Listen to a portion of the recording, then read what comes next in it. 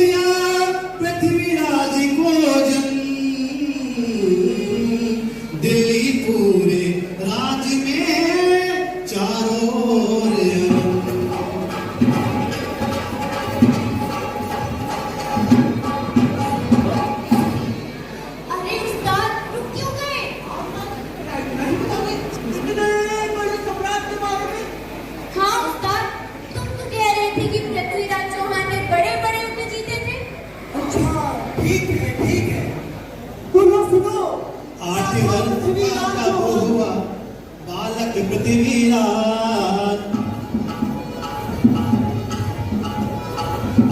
सोमेश्वर ने दे दिया उसको अपना राज। यदि शत्रुता का बना कारण जय चंसार, पृथ्वीराज राजा बने उनको कहाँ सुहाए। उन दोनों की शत्रुता देश हुआ बर्बाद। मोहम्मद गौरी को मिला उस अवसर का लाभ। ताताई ताई था ताताई ताई था ताताई ताई ताई ताताई था।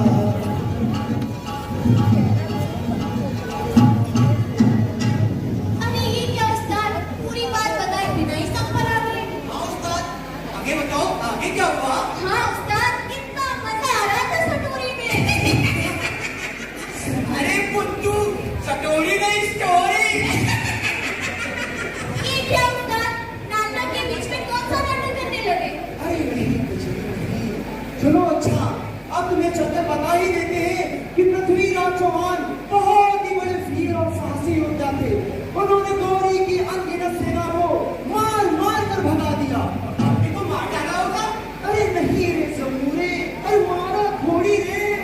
अरे पृथ्वीराज चौहान बहुत ही वीर और साहसी होने के साथ ही साथ बहुत ही बड़े दयालु थे। अरे तब तो तुम तनाकर भाग गया होगा गौरी। अरे नहीं कजरी नहीं, अरे भागा थोड़ी।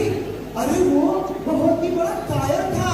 उसने 18वीं बार आक्रमण कर पृथ्वीराज चौहान को बंदी बना लिया, बंदी। हाँ अरे अरे अरे फिर क्या हुआ उस्ताद? अरे तुम तो निरे मूर्खी हो। अरे इतिहास के बारे में रत्ती भर नहीं जानते हो। चलो अच्छा एक काम करते हैं, वो सामने एक नाटक दिखाया जा रहा है, चलो वहीं पे चलकर देखते हैं। चले चलो उस्ताद।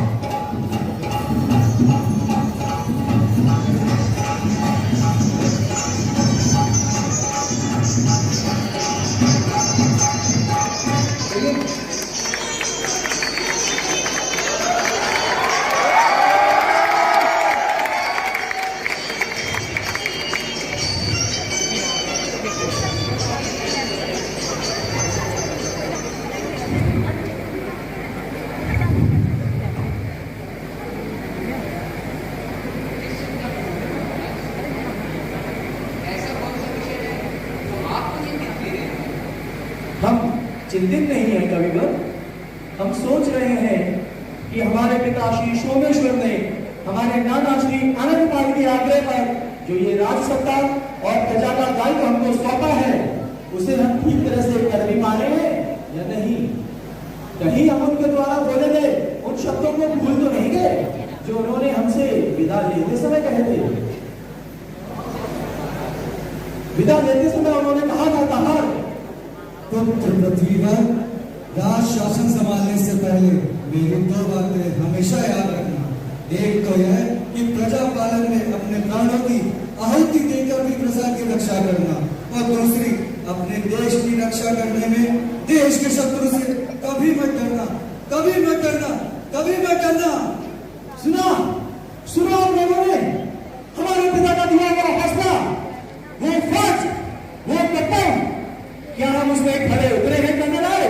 हाँ महाराज, आप अपना पूरा फर्ज पूरा कर रहे हैं और हमारे दरबार के सभी योद्धा आपके एक इशारे पर देश की प्रजा की सेवा आपके कर्तव्य के लिए अपनी जान पर दिए जाना अपना सौभाग्य समझते हैं। मेरे बहादुर और दिलेर चेहरों, आप लोगों के समझ, आप लोगों की प्रशंसा करना उस सूर्य के समझ दीपक दिखाने के समान है। आप लोगों ने अपनी बहादुरी और कर्तव्य निष्ठा से इस दिव्य सिंहासन की भी पाताल तक पहुंचा दी है और युद्ध में मोहम्मद गौरी को परास्त कर उसका दिमाग चकनाचूर कर दिया।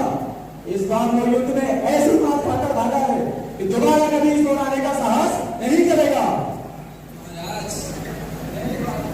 यह तो आपकी बलबूते अपने युद्ध का ही परिणाम है कि जब मोहम्मद गौरी ने दिल्ली का आक्रमण करने की कोशिश की, तब वो मार खाकर भागा। परंतु महाराज, है वो अव्वल दर्जे का बार बार पराजित होकर भी बिना आत्मा करने का साहस करता है। महाराज, यदि आप बुरा न माने तो एक बात हाँ कहो कैलाश, क्या कहना चाहते हो? महाराज, वो इतना वाचाल है कि आपसे हर बार क्षमा मांग लेता है, और आप इतने दयालु हैं कि उसे हर बार क्षमा कर देते हैं।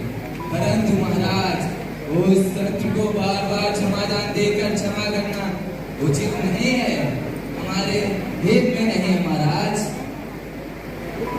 तुम ठीक कहते हो वीरवर, परंतु मानव धर्म बताता है कि बहादुर योद्धा क्षमादान से ही कीर्ति पाता है, और फिर बहादुर के लिए याचक को दंड देना कोई उचित नहीं। और इस बार उसने युद्ध में ऐसी मार खाई है कि यदि मनुष्य होगा तो चुल्लू भर पानी में डूब मरेगा, परंतु फिर कभी इसे उड़ाने का साहस नहीं करेगा।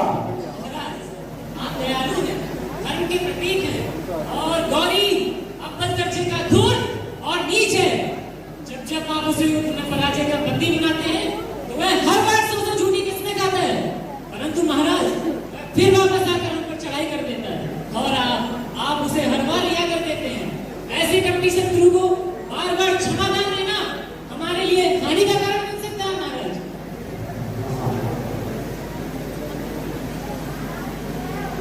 कहो सेविका। ठीक है, उसे हमारे सम्मुख प्रस्तुत करो। ना जाने कन्नौज से एक ऐसी खबर आई है। मुझे तो आजाद अच्छे नजर नहीं आ रहे।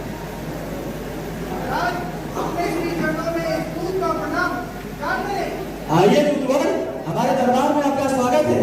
कहिए कन्नौज के क्या हाल है और यहाँ आने का आपका क्या प्रयोजन है? ईश्वर की कृपा, आपके आशीर्वाद से कन्नौज में सब कुशल मंगल है, और यह सेवक आपकी सेवा में महाराज जयचंद द्वारा रचाए जाने वाले राजसूय यज्ञ में पधारने का साग्रह निमंत्रण लेकर उपस्थित हुआ। दूतवर, जो तुम ये कह रहे हो अपने होश में कह रहे हो? क्या सचमुच राजा जयचंद ने राजसूय यज्ञ कराने का निर्णय लिया है? क्या ये उनके साथ विचित्र मन की उपज है?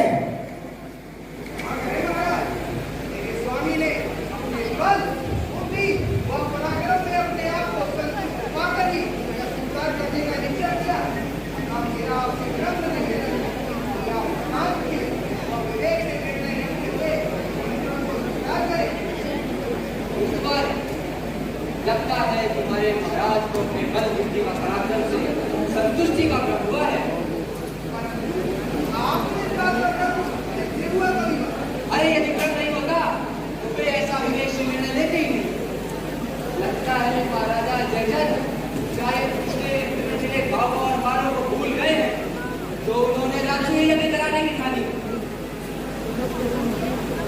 यही महाराज, आप लोगों के समक्ष ऐसे नीति बातें नहीं करनी चाहिए। दूतवर, आप कविचंद की बातों पर मत जाइएगा। ये तो इनका स्वभाव है, जो बात इनके मन में आई निडर होकर के कह दिया। इसीलिए हमारे दरबार की अमूल्य निधि है।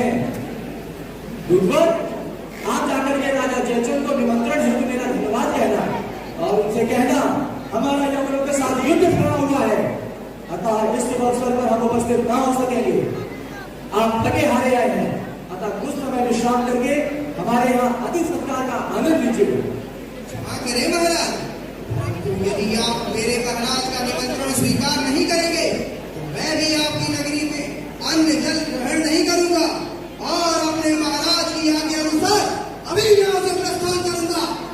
परंतु महाराज, मुझे तो इस बात का आश्चर्य है कि कन्नौज नरेश को अचानक ये राजसूय करने का भूत सवार कैसे हुआ। खैर, जयचंद को जो सूझी उसे वो स्वयं भुगतेगा। हम इस बात को लेकर चिंतित हैं कहीं उनका ये दूत कविचंद की बातों को कन्नौज जाकर बढ़ा चढ़ाकर प्रस्तुत न करे। हम चाहते हैं कोई ऐसा इंतजाम किया जाए कि हमें कन्नौज के सारे समाचार यही प्राप्त होते रहें।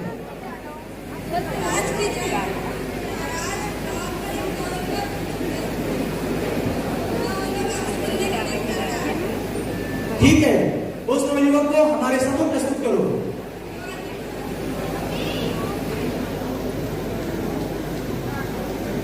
महाराज की जय हो।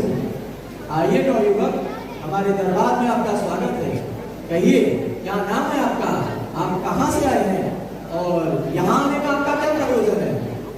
महाराज, मेरा नाम जोगमल है और मैं कन्नौज से आपके लिए एक संदेशा लेकर आया हूँ। संदेशा? कैसा संदेशा जोगमल जी? परंतु महाराज, ओह, आप इन लोगों से भयभीत ना हो जोगमल जी, ये सभी हमारे अंतरंग मित्र हैं। आपको जो भी कहना है इन सबके समक्ष कह सकते हैं। आपकी आज्ञा हो महाराज, तो मैं ये पत्र आपको सौंपूं। मंत्रीवर, पत्र हम तक पहुंचाइए।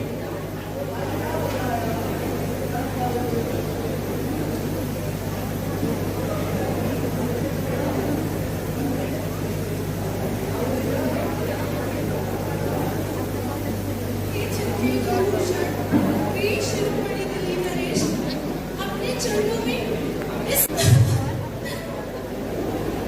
हे पृथ्वीपति, मेरे अभिमानी पिता ने राजसूय यज्ञ कराने का निर्णय कर लिया है। इसके साथ ही मेरे विवाह का स्वयंवर भी किया जाना तय है। मैं जानती हूँ कि आप अपने अपमान का ख्याल रखते हुए स्वयंवर में भी नहीं आना चाहेंगे, परंतु नाथ, इस समय मेरा जीवन मझधार में है, जिसे आप ही बचा सकते हैं। मैंने आपको मन से अपना आराध्य देव मान लिया है और आपके सिवा अन्य किसी का पति रूप में वरण कभी न करूंगी। इसलिए मैंने प्रण किया है कि यदि आपने मुझ दासी को स्वीकार ना किया तो मैं अपना जीवन समाप्त कर दूंगी। अतः हे प्राणेश, यह जीवन अब आपको समर्पित है। चाहे तो इसे बचा ले, चाहे तो मिटा दे। आपकी दासी अभागिनी संयोगिता। संयोगिता।